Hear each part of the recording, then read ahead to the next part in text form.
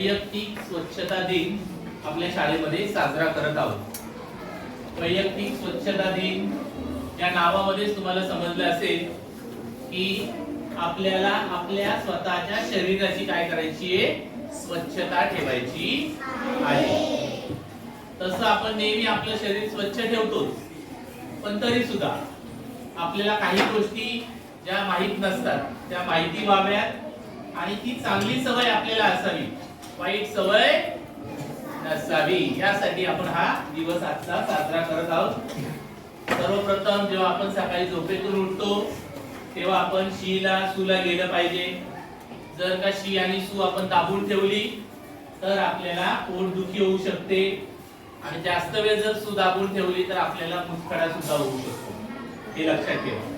म्हणजे काही सवयी आपल्याला आजारी पाडू शकतात.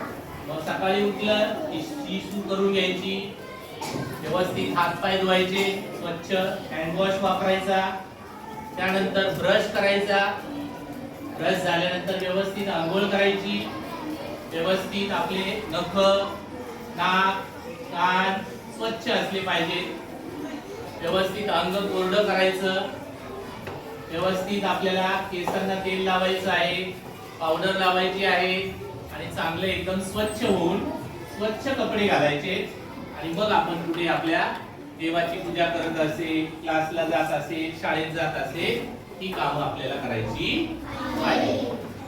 आता हे झाल्या चांगल्या सवयी. आता वाईट सवयी काय असतात त्या सुद्धा जाणून घेऊया. बऱ्याच जणांना सवय असते येता जाता थुंकायची.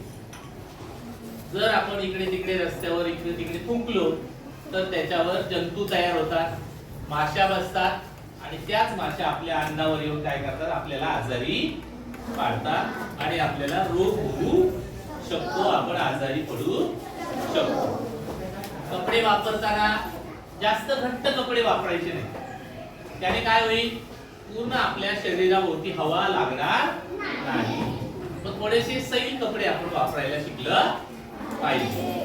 त्यानंतर बघा, आपण सार्वजनिक ठिकाणी शी आणि सू करायची नाही. जर तुम्ही प्रवास करत असाल बसने, रेल्वेने, प्रत्येक ठिकाणी आता टॉयलेटची सोय आहे, आलं लक्षात. आणि समजा आपण उघड्या ठिकाणी शी आणि सू केली तर काय होतं, पावसाळ्यामध्ये सगळी ती घाण वाहून जाऊन नदीमध्ये जाते, परत तेच पाणी आपल्याला घरी नळाने प्यायला येतं. मग आपण परत आजारी पडतो, परत रोग जंतू आपल्या पोटामध्ये जातात.